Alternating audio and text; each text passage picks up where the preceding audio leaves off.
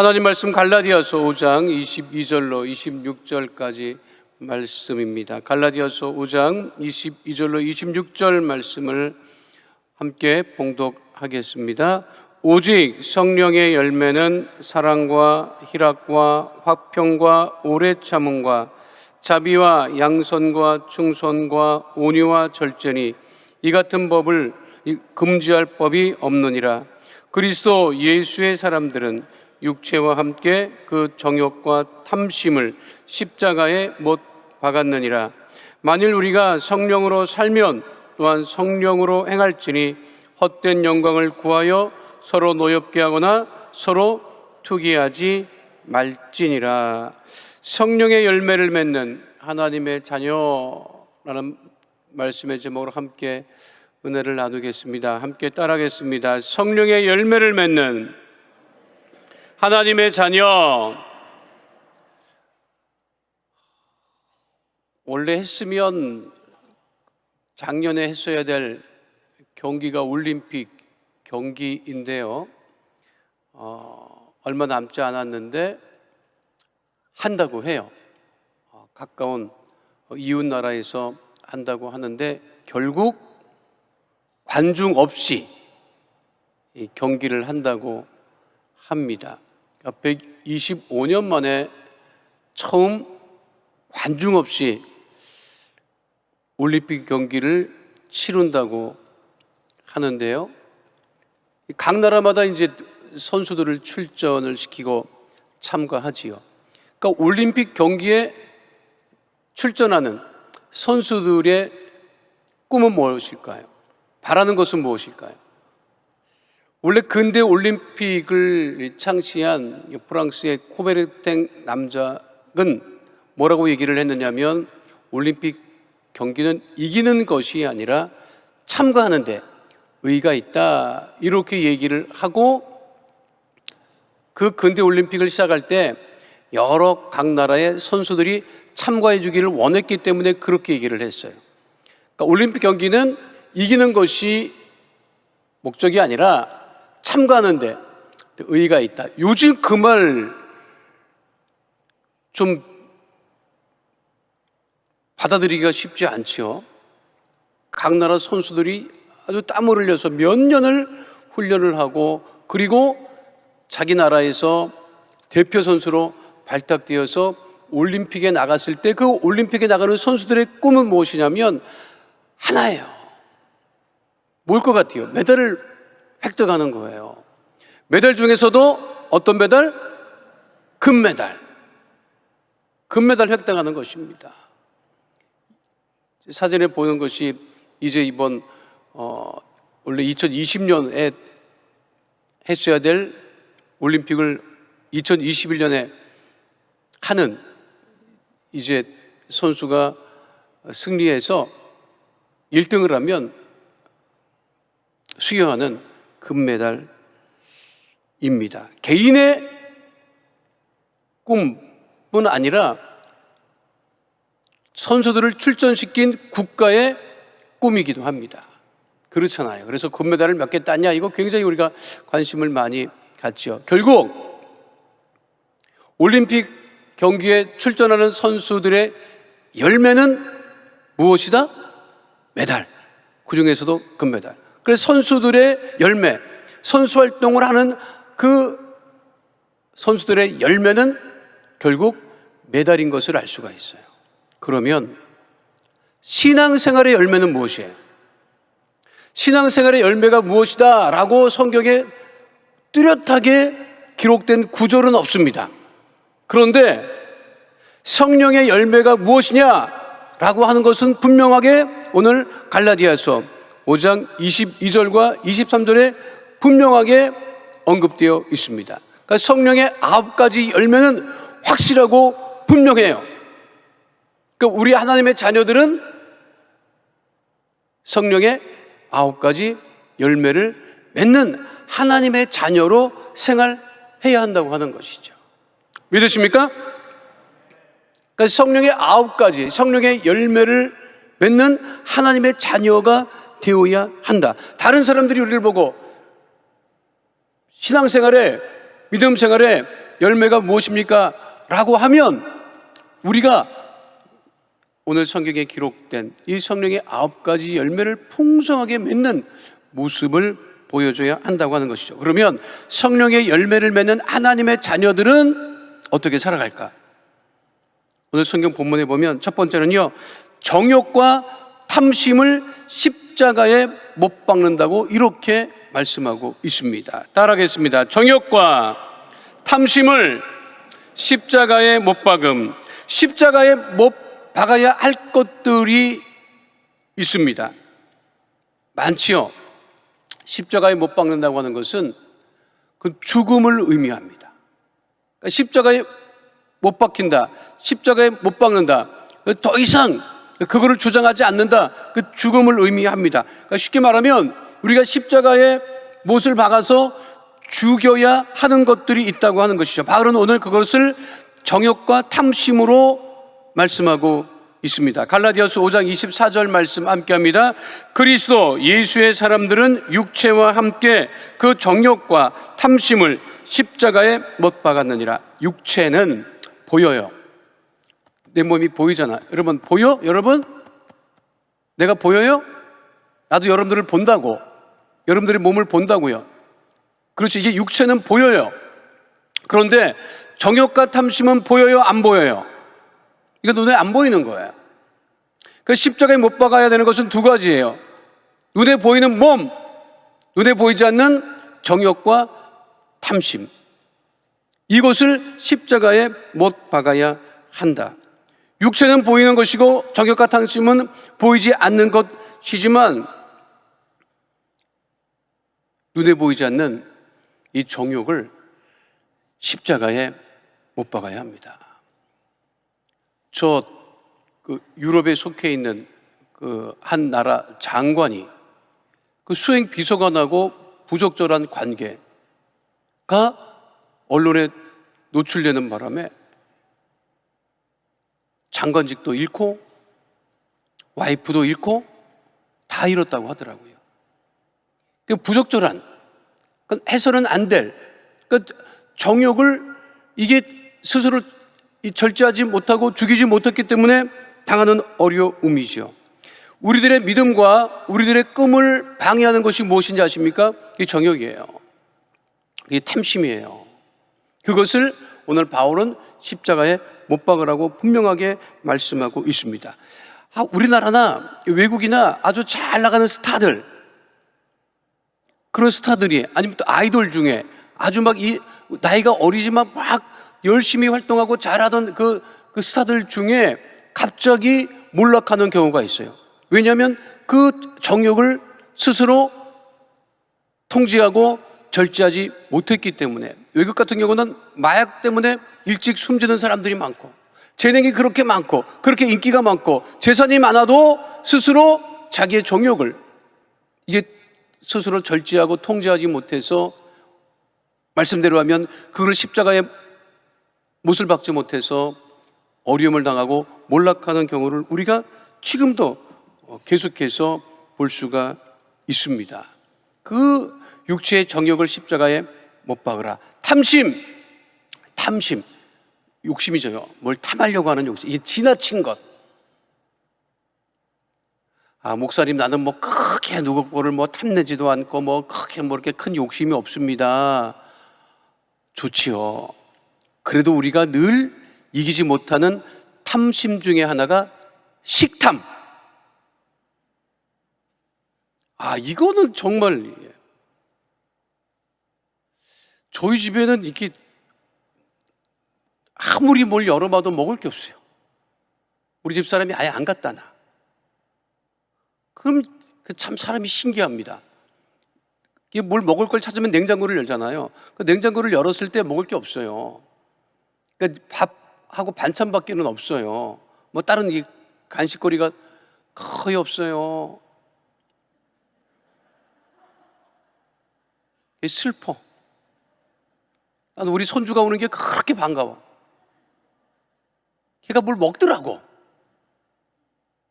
손주 먹는 간식. 그거를 내가 그렇게 집어 먹습니다. 그런데 사람이요, 신기한 게 뭐냐면 냉장고를 열어서 먹을 게 없구나 하고 닫잖아요. 그 좀 전에 열어봤잖아요. 아무것도 없다고, 먹을 게 없다고, 간식이 없다고. 그런데 있잖아요, 30분 있다가 또 열어봐. 나는 그게 더 신기해. 아니, 없는 걸 분명히 알고도 왜 열어보느냐고. 배고픈 상태로 잠을 자려고 하면요, 그렇게 인생이 억울해. 내가 이렇게까지 살 게 뭐가 있나? 뭐 그런 생각도 들고.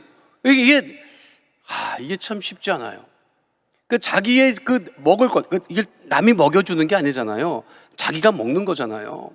근데 인간은 어떤 특성이 있느냐? 배가 불러도 먹어. 배가 불러서 먹고 또 밥 먹고 나서 다른 것을 먹고, 뭐 밥배 따로 있다, 뭐 빵배 따로 있다, 뭐 밥 먹고 빵 먹고 막 여러 가지를 먹어. 그런 것들을 우리가 스스로 절제해야 된다. 탐심, 다른 욕심, 그거 지나친 욕심을 우리가 십자가에 못 박아야 한다. 이것은 뭐냐면 정욕과 탐심은 육체를 즐겁게 하는 거예요. 그런데 우리들의 삶은 육체를 즐겁게 하는 삶이 아니라 하나님을 기쁘시게 하는 삶, 육체의 기쁨이 아니라 영적인 기쁨을 누리며 살아가야 되는 하나님의 자녀가 되어야 된다는 거예요. 그러니까 하나님의 기쁨을 위해서 우리가 살아갈 때, 육체의 기쁨을 위해서 살아가지 아니하고 하나님의 영광을 위하여서, 하나님의 기쁨을 위하여서 우리가 살아갈 때, 영적인 기쁨을 위해서 살아갈 때 성령의 열매를 맺을 수가 있다는 거예요. 정욕과 탐심을 가지고서는 성령의 9가지 열매를 맺기가 어렵다. 저 은평구에 대성 중고등학교라고 있습니다. 그 대성 중고등학교는 1970년대에 우리 여의도 순복음교회, 지금 천국 가셨어요. 거의 100세를 다 되셔가지고 천국 가신 원로 장로님이셨던 강석규 장로님이 설립하신 학교가 대성 은평구에 있는 중고등학교예요. 그때 강석규 장로님께서 교장 선생님을 하셨을 때 1년에 한 번씩 대성 중고등학생들 전부를 데리고 여기에 와서 예배를 드렸어요.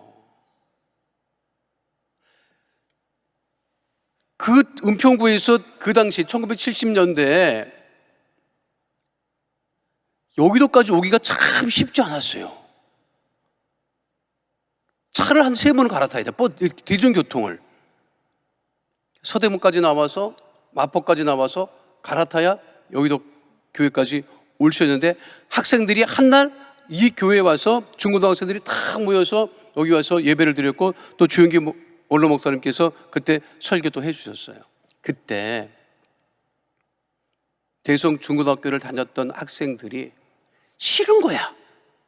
왜 가야 하는지. 그 학교에서 가라고 하니까 억지로 와서 예배를 드렸어요.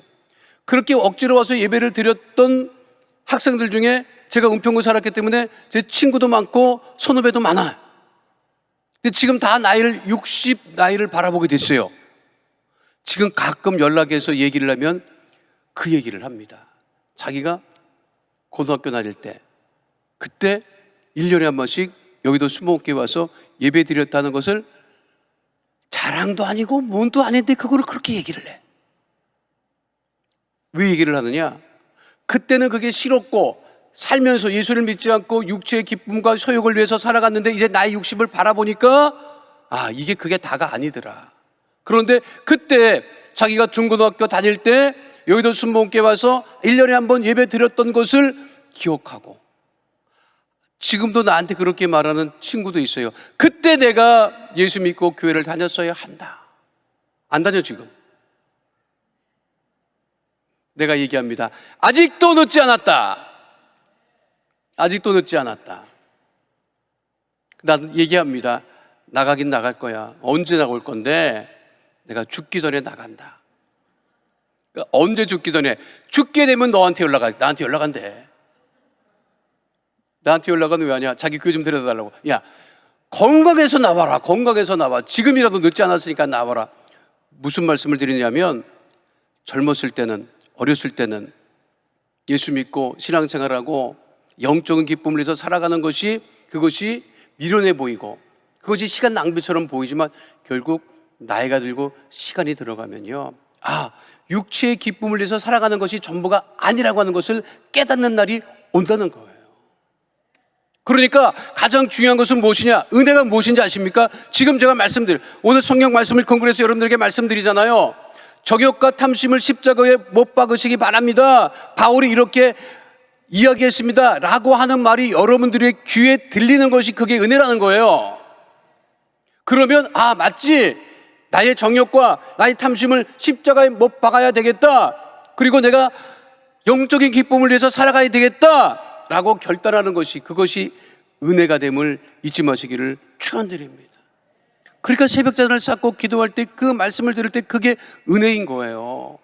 내가 이제껏 살아왔던 방식에서 벗어나야 되겠다, 하나님을 기쁘시게 하는 영적인 삶을 살아가야 되겠다.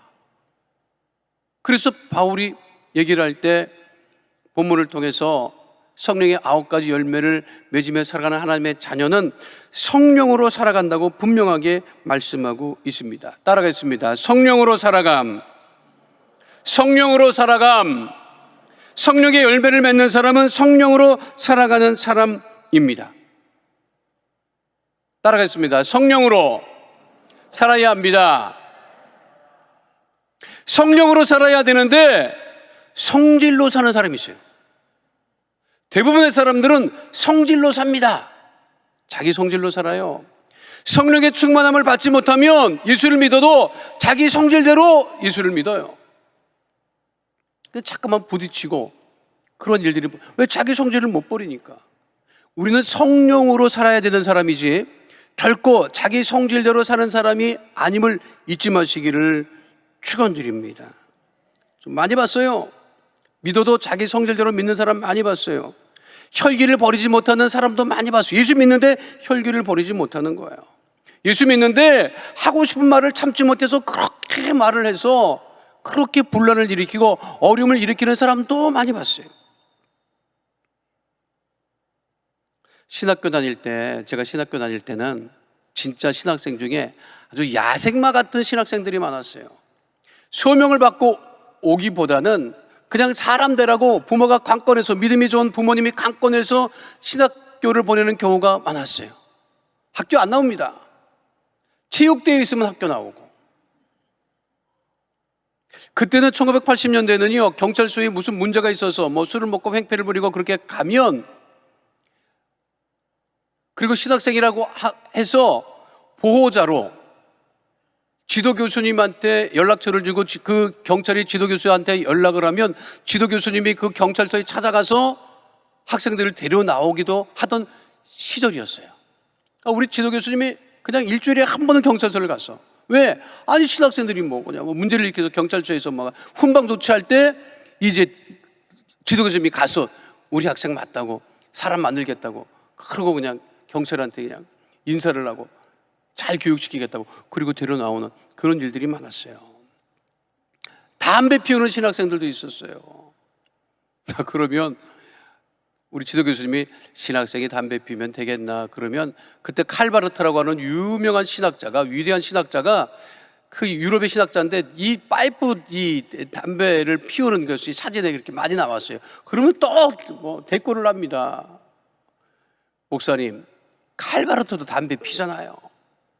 그럼 우리 교수님이, 자네는 칼바르트가 아니야, 그렇게 얘기도 하기도 하고, 그런 일들이 많았는데, 그 말도 안 되는 그 학생들을 우리 교수님이, 지도교수님이 기도해 줄 때마다 뭐라고 기도해 주는지 알아요?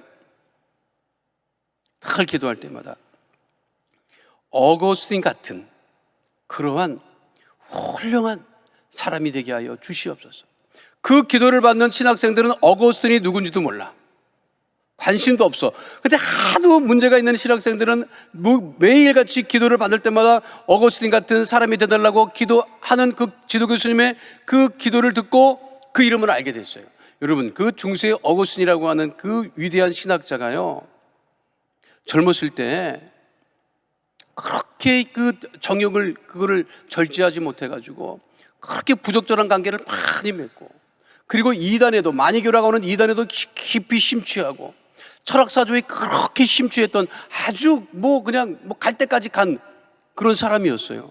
그런데 그 어머니 모니카의 기도로 말미암아 회심하고 돌아와 위대한 신학자가 됩니다. 그거를 우리 지도 교수님이 알고 늘 하실 때마다 그 어거스틴을 비로들어 기도하시고, 그때 그 지도 교수님이 늘 하신 말씀이 뭐냐면 성질대로 믿으면 되겠나 하는 말씀이었어요.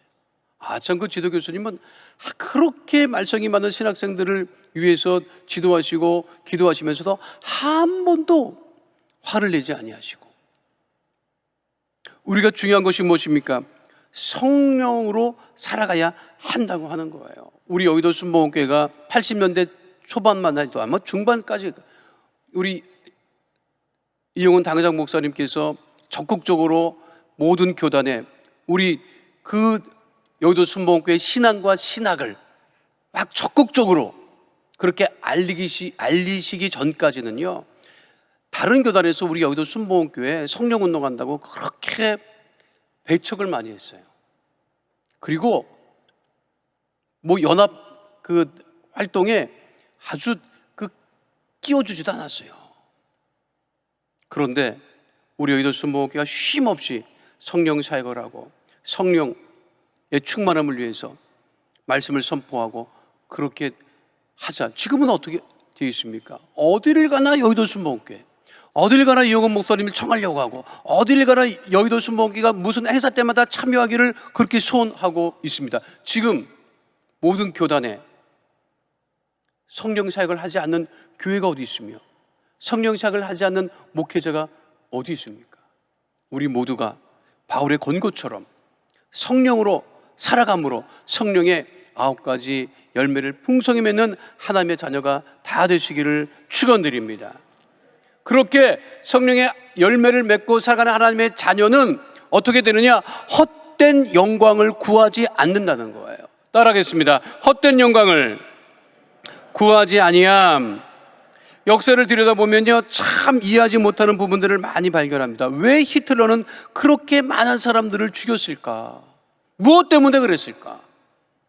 게르만 민족의 우수성 때문에 그랬을까? 아니, 그렇다 할지라도 그렇게 많은 사람을 전쟁을 통해서 죽일 이유는 무엇이 있었을까? 일본은 대동아 전쟁을 일으키고 왜 그렇게 주변 국가들을 그렇게 힘들게 하고 그렇게 많은 사람들을 죽였을까? 그리고 왜 지금도 진실한 사과를 하지 않을까? 생각해 보면요, 그 모든 것들은 다 헛된 영광을 구했기 때문인 거예요. 우리 하나님의 자녀들은 세상의 헛된 영광을 구하기 위하여 살아가는 것이 아니라 하나님의 영광을 위하여 살아가야 되는 하나님의 자녀가 되어야 합니다. 헛된 영광을 구하면 어떻게 되느냐? 갈라디아서 5장 26절에 분명하게 말씀하고 있습니다. 함께 합니다. 헛된 영광을 구하여 서로 노엽게 하거나 서로 투기하지 말지니라. 헛된 영광을 구하면 어떤 일이 벌어진다? 서로 노엽게 한다. 서로 투기하게 된다. 다투고 싸우고 분열하게 된다는 거예요. 헛된 영광을 구하지 않아. 우리 하나님의 자녀들은 결코 자신의 헛된 영광을 구하기 위하여 살아가는 것이 아니라 하나님의 영광을 구하며 살아가는, 그래서 성령의 9가지 열매를 풍성하게 맺는 하나님의 자녀들이 다 되시기를 축원드립니다. 갑자기 요즘 텔레비전 보면 그냥 대선에 출마하겠다고는 후보자들이 엄청 텔레비전에 많이 나와요. 정말 바랍니다. 개인의 정치적인 그런 영광을 구하는 것이 아니라 대한민국의 영광을 구하고 하나님의 영광을 구하는 그러한 분이 꼭 우리나라를 이끌어 주기를 정말 간절히 소원합니다. 제가 가만히 보니까요, 저도 오래 살지 않았는데 가만히 보니까 이제껏 대통령 하셨던 분들을 가만히 보면 정말 무엇을 위해서 그렇게 하셨나? 정말 국민들을 위해서 그렇게 하셨나? 아니면 그 중에 예수 믿는 분들도 계셨는데 정말 자기의 그 정치적인 영광이 아니라 하나님의 영광을 위해서 하셨나? 그래서 우리가 기도하잖아요. 나라 민족을 위해서, 우리가 대통령을 위해서, 위정자들을 위해서, 정치인들을 위해서 기도할 때 그분들이 정말 하나님의 영광을 위해서, 대한민국의 영광을 위해서 힘써주는 역사가 있기를 간절히 소원합니다. 더불어 우리 모든 하나님의 자녀들이 성령의 9가지 열매를 풍성히 맺을 수 있도록 헛된 영광을 구하지 아니하고 하나님의 영광을 구하며 살아가는 믿음의 백성 다 되시기를 축원드립니다. 거룩하신 아버지 하나님, 우리가 성령의 열매를 맺는 하나님의 자녀들이 다 되어서 정욕과 탐심을 십자가에 못 박고 성령으로 살아가며 헛된 영광을 구하지 아니하며 하나님의 영광을 구하며 살아가는 믿음의 자녀 다 되어지게 하여 주시옵소서. 오늘 한날의 삶도 주님 지키시고 인도하여 주시옵소서. 하나님, 새벽자단을 쌓으며 주님 전에 예물 드릴 손길들 있사오니 주께서 받으시고 차고 넘치는 물질의 복으로 함께하여 주시옵시고 형통한 의의 삶, 축복의 삶 살아가게 하여 주시옵소서. 주님 주신 그 은혜와 축복이 오늘 새벽자단을 쌓고 주 앞에 기도하는 하나님의 자녀들에게도 넘치게 역사하여 주시옵소서. 주께서 지키시고 인도하시고 함께 하심을 감사드리며 좋으신 우리 주 예수 그리스도의 이름으로 기도하옵나이다. 아멘. 하늘에 계신 우리 아버지여, 이름이 거룩히 여김을 받으시오며 나라가 임하시오며 뜻이 하늘에서 이루어진 것 같이 땅에서도 이루어지이다. 오늘 우리에게 일용할 양식을 주시옵고 우리가 우리에게 죄 지은 데를 사하여 준 것 같이 우리 죄를 사하여 주시옵고 우리를 시험에 들게 하지 마시옵고 다만 악에서 구하시옵소서. 나라와 권세와 영광이 아버지께 영원히 있사옵나이다. 아멘.